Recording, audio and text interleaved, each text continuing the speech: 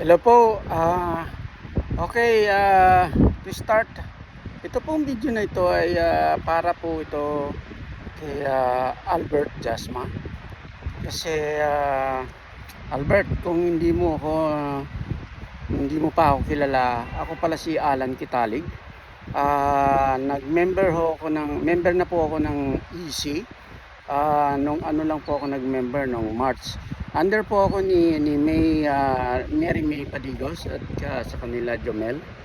Yun, kasi the reason na nagawa ko ng video kasi gusto ko kayong ma-meet, kaya lang parang tatagalan pa yata yun. Oo. So gumawa ako ito ng kahit maikli lang pong video para mabigyan ko lang po kayo ng konting background kung sino ako. Okay po, so nag-start po ako ng March, tapos ngayon May na. So nagsimula na po ako mag-video-video, simula na po ako magagawa ng ng mga invitation, ganyan. So unti-unti natututunan ko na po ang mag-endorse. Actually, marami na rin po ako na-endorse. Siguro, hindi ko na mabilang. Mga 500 plus siguro. Kaya lang, ang hirap pala. So, yun. Naranasan ko po paano mag-invite. Tapos, naranasan ko rin ang gumawa ng mga videos. Ang pinaka-main platform po na ginagawa ko po ay sa TikTok. Doon ako nag-focus. Kasi, yung trend po ngayon is, TikTok Reels, yun ang sabi sa akin ni May. So yun nga, kaya ako nagawa ng video. Gusto ko lang kasi marinig nyo, mapanood nyo yung video ko na ito, kasi talagang very enthusiastic po ako, very parang eager na ma-meet kayo, o kahit man lang shout out nyo ko. Kasi sabi sa akin ni May nung nag-join ako, sabi niya nung nag-join ako, sabi niya, ipapakilala ka namin kay Albert. So 3 months na ho, mukhang busy po kayo palagi. So wala na ng pagkakataon na magkaroon ng yon. So anyway, that's fine, kasi alam ko busy kayo, at para malaman nyo na napapanood ko po kayo palagi, yung alam ko na yung pinanggalingan ninyo from rags to riches. Tapos kayo rin ho ang gumawa ng Hyperloop online system, na yan po ay very effective ho yan. Yan ang ginagamit namin ngayon mga onliners. So ako rin, yan po ang aking ginagamit. So maganda ho. So yun nga, ako po si Alan Kitalig. Nakatira po ako dito sa Vancouver, Canada. So right now nandito po ako sa beach. Namamasyal po. Actually ito yung hapon ho. Ngayon ho, summer ngayon, kaya marami yung dito, namamasyal dito sa Vancouver, Canada. I don't know kung nakarating na po kayo ng Canada. Maganda po itong bansa na to. So sa taas lang po kami ng US. Yan. So yun nga, nag-i-endorse na po ako. So natuto na po akong paano gumawa ng mga video, ganyan po. At naranasan ko na rin ng mga maraming rejection in 3 months time. Trial and error, pero ganun naman yun, di ba? So sa mga error mo, doon ka natututo. So marami ako natututunan. At una-una, yung mga nalalaman ko, nanggaling ko yan sa maganda at magaling kong coach na si Mary May. Yan, siya ho yung aking endorser. Nakita ko yung yung kanyang TikTok video. So nung makita ko yan, hindi na po ako nagdalawang isip, nag-join na po ako. So yun, una sa module 1 nag-assign in ako 10.5. Pero nung nakita ko po yung yung module 3, yung 50 account, so hindi na rin ako nagdalawang isip, may pera naman ako. Yan, so nag-50 accounts ako, kasi sabi niya nga, palo, pag pumalo yan, tuloy yan. Pero maganda ho yung pakinggan, palo, pero ang hirap naman kumuha ng yung panggagalingan ng palo, like yung may makuha ka man lang isang direct. Yan, so gano'n ho. Anyway, so nagsisimula pa lang ako, at gusto ko lang sabihin sa inyo na na maraming salamat ho dahil marami po kayong natulungan. Bilib na bilib po ako sa inyo dahil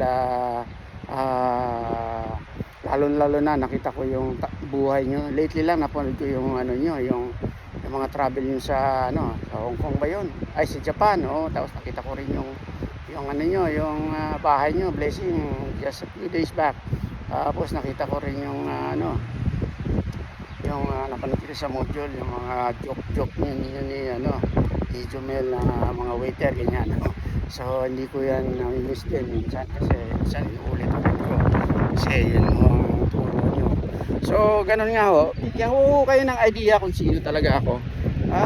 Ako po 23 years na po ako dito sa Canada. Single dad ako at marami po akong anak. Siyang po ang anak ko.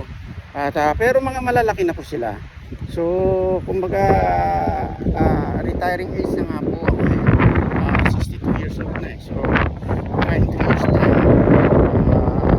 ako retire na. Pero yung tuloy pa rin ang buhay. So yun, pero ngayon may trabaho naman po ako ngayon, permanent job, accountant po ako. Yan yung profession ko dito sa Canada, working from home. So itong Hyperloop, ginagawa ko na home ano yan, yung parang sideline kasi working from home ako pag wala akong ginagawa sa bahay sa trabaho ko, sinisingit yan. At yun nga, nag-video na rin ako yan, at marami na puro nag-ahaw, yun, puro haw lang. Tapos hindi naman minsan tumutuloy, pero okay lang yan kasi gano'n naman yung business, di ba? At palagi rin akong nanonood ng mga YouTube nyo, yung mga turo ng mga YouTube ng mga easy, para ako kung nagta-time travel, yung mga noon pa na mga ano yun, mga seminar, ganyan. So yan ho, nagpapasalamat ako sa inyo dahil marami ko kayo natulungan ng Pilipino. Kaya ako naman po, wala naman akong problema, hindi naman ako gipit sa pera ganyan. So kaya ang pinaka biggest why ko lang kasi yung pamilya ko sa Pilipinas, kasi gusto ko sila matulungan through Hyperloop. Yan po ang biggest why ko. At saka kung lumaki na yung pera ko dyan, sa kanila rin yung mapupunta kasi ako naman po at saka mga anak ko okay na po kami dito sa Canada. Yan, okay. So yun nga, magiging kung hindi ko kayo mamimit sa video na ito, at least kahit paano mag-send ka man lang ng message sa akin, shoutout mo ko, wala, napanood ko yung video mo, ganyan ba. Yun nga. So yun, masaya na po ako doon. At saka yung lahat po ng module nakuha ko na po. So natitira na lang ho yung module 7. I believe saan ho yung gaganapin.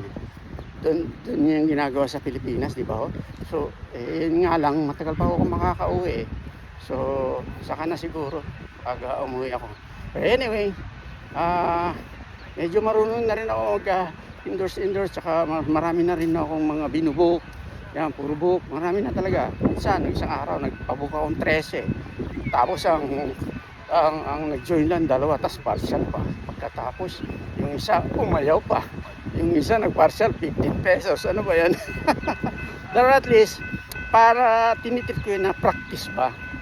So ngayon marunong na ho ako, so wala na akong problema yan. Kaya lang tuloy-tuloy lang, sabi nga ni May, kailangan huwag ka lang bibitaw, kailangan yung prone ka sa mga issue dahil number 1 yung issue talaga alam niyo yun, pera, mga Pilipino, di ba? Kahit man lang pandaw na 10,500 di nila kaya, di ba po? Pero yun na nga. So yun, gusto ko lang sabihin sa inyo na i-welcome nyo ko sa sa easy, okay? Kaya ito lang masasabi ko sa inyo na dedicated na po ako dyan sa business na yan kasi una-una hindi accounts hindi biro yung perang nilagay ko dyan. So hindi ako pwede magsabing quit. So yun nga, pangalan ko po Alan Kitalig, under po ako ni Mary May at saka ni June Patigos. So yun, Yun lang ang gusto kong sabihin na kahit na hindi ko kayo ma-meet personally, mapanood niyo yung message ko nito para ho to sa inyo. Yan, salo ako dito, pasensya na. So kung nakarating na kayo dito sa Canada, maganda ho dito. Alam ko mayaman ka, lahat ng bansa kaya mong puntahan. Okay? Mahilig din po ako mag-travel. 2 months ago nasa Hawaii po ako. Yan po. So yun, yung business na ito, ano po ako dyan, seryoso po ako dyan. Yun lang masasabi ko sa inyo.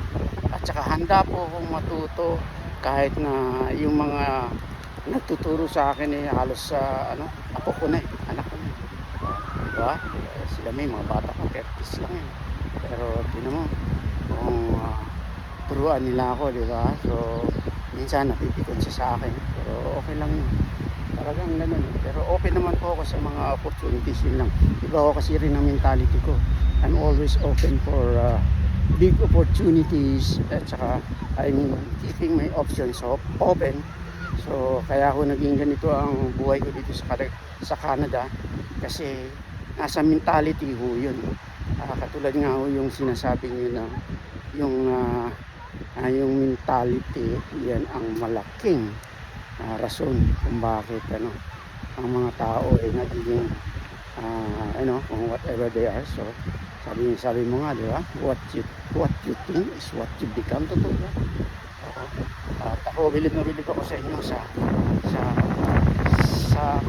batang edad kaya nakikita ganyan na kayo mag-isip, at saka ito na naabot din na lahat. So at ako nagpapasalamat ako, marami kang mga Pilipinong naturuan talaga.